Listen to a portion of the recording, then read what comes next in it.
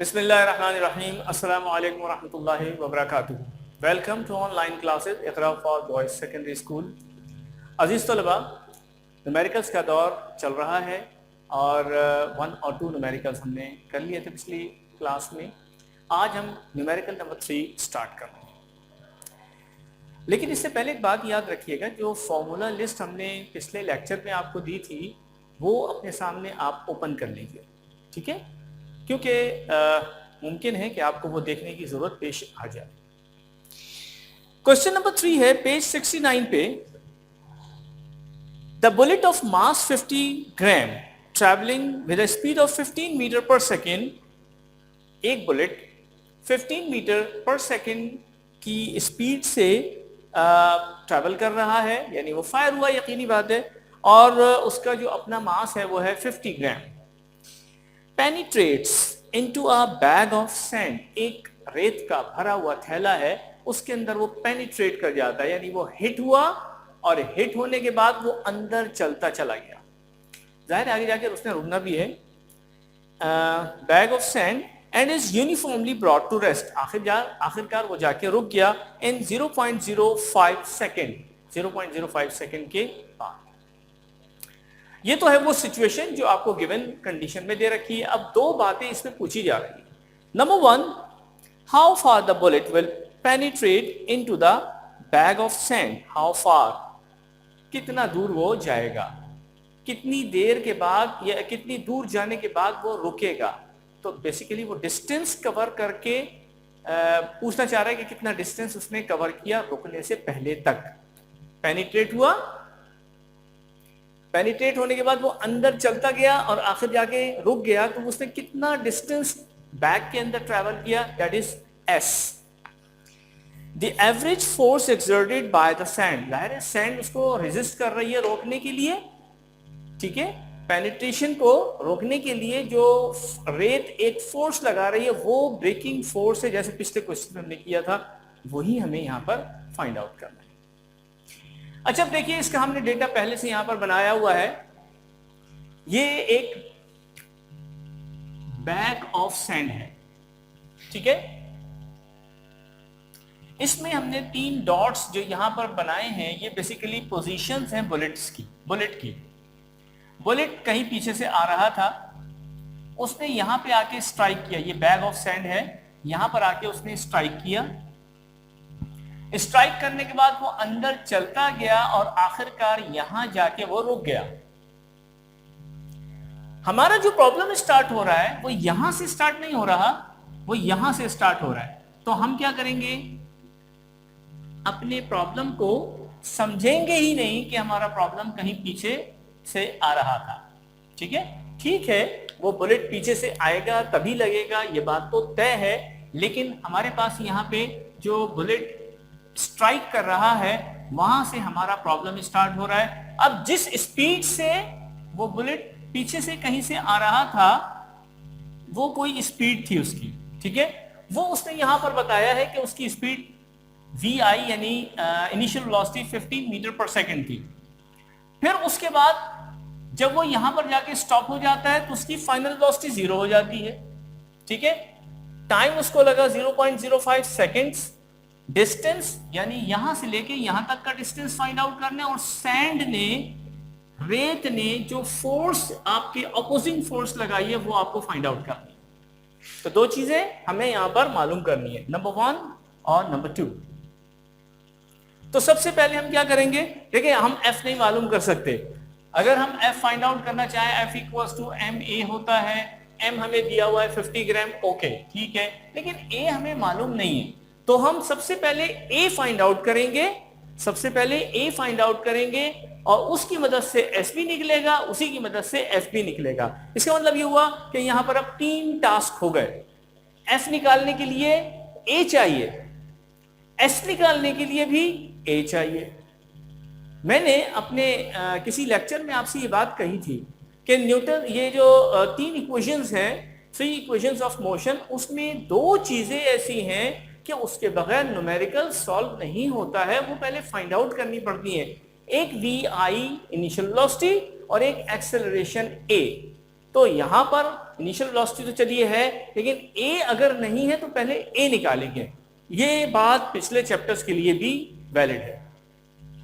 तो सबसे पहले हम क्या करते हैं, हम ए के लिए कोशिश करते हैं। Solution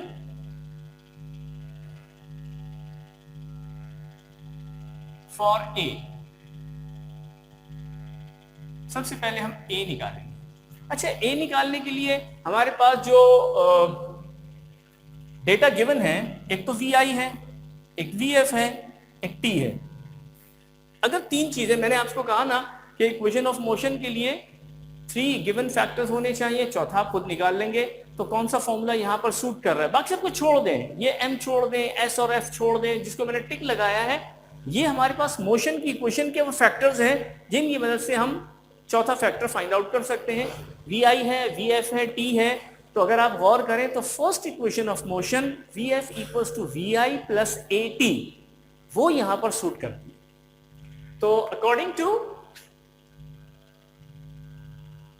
first equation of motion V F equals to V I plus A T. अब यहां से ए फाइंड आउट करना है। वी एफ हमारे पास 0 है, वी आई 15 है, ए फाइंड आउट करना है, मल्टीप्लाई बाय टी कितना है 0.05 सेकेंड्स, 0.05 सेकेंड्स। ठीक है। अच्छा, अब जब हम, अच्छा बात यह है कि इसको कैसे फाइंड आउट करेंगे, क्या हम इसको यहां लाके डिवाइड करें या 15 को यहां ले आए। तो मैंने एक लेक्चर सिर्फ इसी पर ही आपको दिया था कि कौन सी वैल्यू सबसे पहले शिफ्ट होती है, तो उस हिसाब से हमारे पास ये 15 पहले शिफ्ट होगा लेफ्ट साइड पे। ये बन जाएगा -15 equals to a multiply by 0.05। फिर क्रॉस मल्टीप्लाई करेंगे तो 0.05 लाके नीचे डिवाइड कर देंगे, डिवाइड में चला जाएगा, -15 divided by 0.05 equals to a। ठीक है। अच्छा, अब इसको सॉल्व करना, इसकी कैलकुलेशन करते हैं कि इन दोनों का आंसर कितना आ रहा है। 15 डिवाइडेड बाय 0.05, ठीक है, आंसर आ रहा है 300। ठीक है। जब हमने इसको इससे डिवाइड किया तो आंसर आ रहा है 300, लेकिन चूंकि माइनस पे लिखा है तो -300 बनेगा। और इसका जो एक सेटअप होता है लिखने का, वो यूं होता है कि a इक्वल्स टू -300 और इसका फिर यूनिट क्या होगा, मीटर पर सेकेंड स्क्वायर। तो ये हमारे पास क्या चीज आ रही है, ये एक डिसेलरेशन आ रहा है। ये एक्सेलरेशन नहीं है, ये नेगेटिव एक्सेलरेशन है, पॉजिटिव एक्सेलरेशन नहीं है, इसको कहा जाता है डिसेलरेशन। अच्छा, एक बात जो मैंने अभी कही कि ये एक्सेलरेशन नहीं है, डेफिनेटली एक्सेलरेशन तो ये होता ही है, लेकिन नेगेटिव होता है, ध्यान में रखिएगा। और जब हम एक्सेलरेशन की बात करते हैं तो बाद सिर्फ हम उसको पॉजिटिव ही कंसीडर कर रहे होते हैं, लेकिन जब हम डिसेलरेशन कहते हैं तो वो नेगेटिव ऑटोमेटिकली हो जाता है। तो ये हमारे पास a की value -300 metre per second square आ गई, एक वैल्यू तो ये आ गई। अब हम इस a की मदद से s सबसे पहले फाइंड आउट करेंगे। अच्छा, हम f भी निकाल सकते हैं वैसे, पहले अगर हम f फाइंड आउट करना चाहें तो वो भी फाइंड आउट कर सकते हैं, इसलिए कि f की रिक्वायरमेंट पूरी हो गई है। m भी है और a भी हमने फाइंड आउट कर दिया। ठीक है। अच्छा, तो अब ऐसे करते हैं कि ये डायग्राम हम यहां से मिटा देते हैं, लेकिन आपको याद रहे कि जब आप ये क्वेश्चन करेंगे तो ये डायग्राम जरूर बनाएंगे, इसके बगैर फिर आपका न्यूमेरिकल जो है वो इनकम्प्लीट ही एक तरह से समझा जाएगा। ठीक है। अब इसकी जरूरत नहीं है, इसलिए हम इसको मिटा रहे हैं।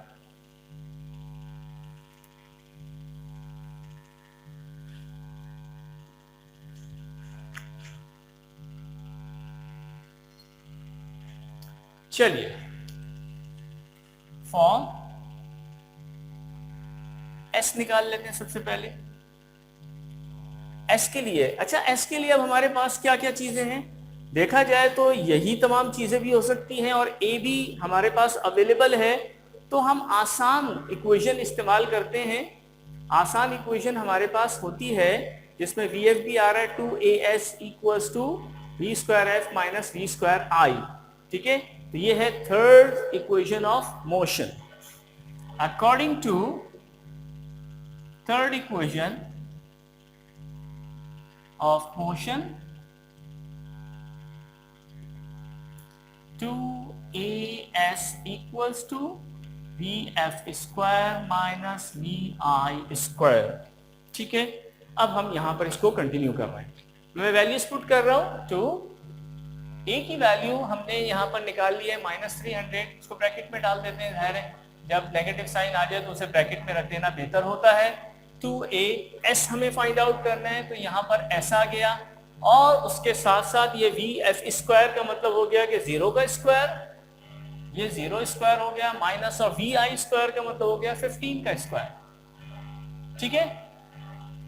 जब 300 को 2 से मल्टीप्लाई करेंगे तो ये बन जाएगा -600, इसलिए कि नेगेटिव है।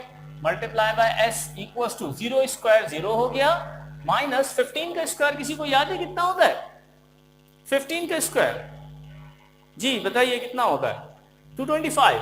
Very good, 225 is the square of 50, ठीक है। अब s की वैल्यू फाइंड आउट, अच्छा 0 तो खत्म हो गया ना, तो s को फाइंड आउट करने के लिए ये जो -600 है टोटली नीचे चला जाएगा, -225 डिवाइडेड बाय -600, ठीक है। ये तो कैंसिल हो जाएगा, माइनस ऊपर जैसे जैसे मल्टीप्लीकेशन में प्लस हो जाता है, डिवीजन में भी ये कैंसिलेशन में चला जाता है। अब इसको जरा चेक करते हैं कितना आंसर आता है। 225 डिवाइडेड बाय 600, 0.375, 0.375, ठीक है।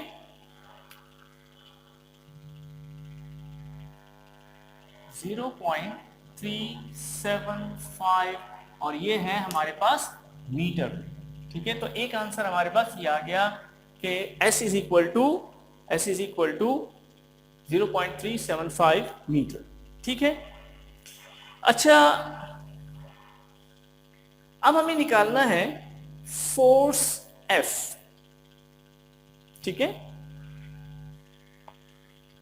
फोर्स F हमें फाइंड आउट करनी है। अब हम किस चीज को मिटाएं? चलिए हम ये डेटा मिटा देते हैं, इसलिए कि हमें वो रिजल्ट भी चाहिए होगा बाद में लिखने के लिए।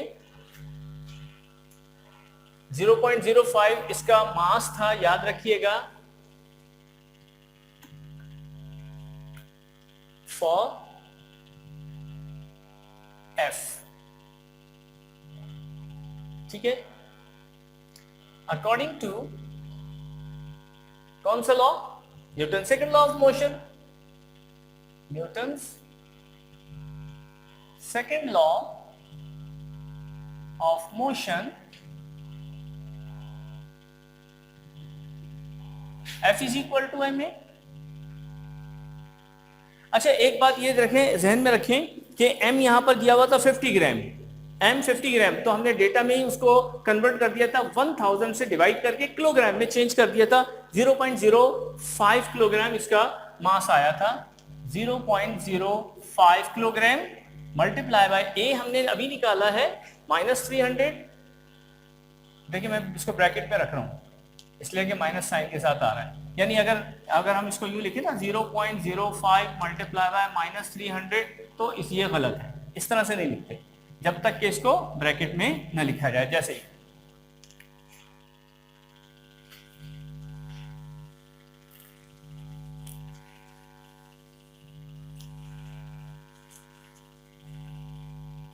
अब इसका फाइनल जो हमारे पास आ रहा है वो कितना होगा? 0.05 को 300 से हम मल्टीप्लाई करते हैं। चलिए जरा कैलकुलेटर संभालिए। 0.05 300 इक्वल्स टू 15, ठीक है। ये 15 आ रहा है, लेकिन चूंकि नेगेटिव के साथ है, नेगेटिव पॉजिटिव नेगेटिव हो जाता है 15, और चूंकि ये F है तो F हमेशा किस में होता है? न्यूटन, ठीक है। अब एक बात यहां पर यह है, A की वैल्यू नेगेटिव थी, इसको एक्सप्लेन करना था। एफ की वैल्यू नेगेटिव है, इसको भी एक्सप्लेन करना है। हम चाहें तो जो रिजल्ट आखिर में बना रहे हैं उसमें एक्सप्लेन कर देंगे, ठीक है।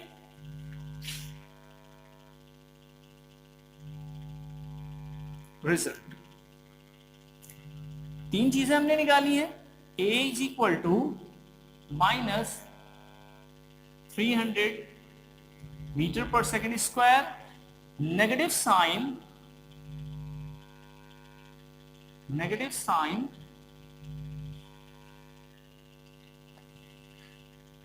shows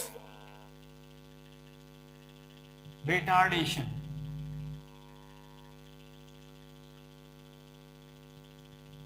देखिए कहीं पर मैं रिटार्डेशन का वर्ड इस्तेमाल करता हूं, कहीं पे डिसेलरेशन का, इसलिए कि दोनों बातें सही है। नंबर 2 हमने एस निकाला 0.375 मीटर, ठीक है, डिस्टेंस कवर्ड बाय बुलेट, ठीक है। और थर्ड जो हमारे पास रिजल्ट आ रहा है वो है फोर्स, ब्रेकिंग फोर्स या opposing force -15 newton. Negative sign आपको बताना पड़ेगा। Negative sign shows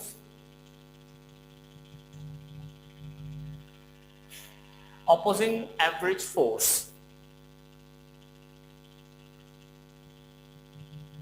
opposing average force। बहरहाल यहां बताने की जरूरत तो नहीं है, बात अंडरस्टूड है कि force applying by the sand, ठीक है। मैं यहां नहीं लिख रहा लेकिन लेंथ ज्यादा हो जाती है। तो ये हमारे पास वो रिजल्ट आ रहा है जो रिक्वायर्ड था। अब मैं आपको एक चीज और बता दूं कि क्वेश्चन में एक तो स्पेलिंग मिस्टेक है जो इसमें यहां पर लिखा हुआ है ए पार्ट में, how for the bullet will penetrate, ये है how far, distance find out करना है।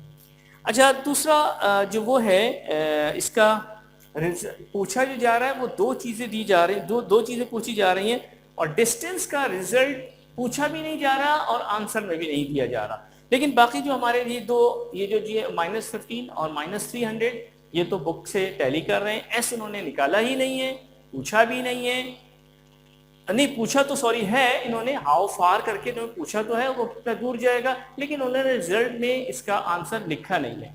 तो इससे परेशान होने की जरूरत नहीं है। एक बात बड़ी अहम है, देखिए इसके बी पार्ट में उसने ये कहा है कि find the average force exerted by the sand. ये एवरेज फोर्स उसने क्यों कहा? इसलिए कहा कि जब बुलेट सैंड से टकराई वो बहुत हाई स्पीड के साथ थी,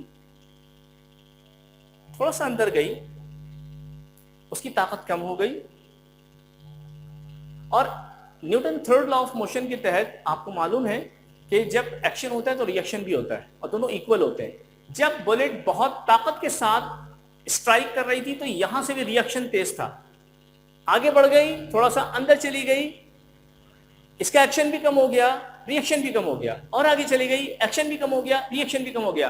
तो क्या हो रहा है कि फोर्स आहिस्ता आहिस्ता कम होती चली जा रही है। तो जब फोर्स ही चेंज हो रही है तो फिर हम उसे एवरेज फोर्स के जरिए से एक वैल्यू फोर्स की निकालेंगे, ठीक है।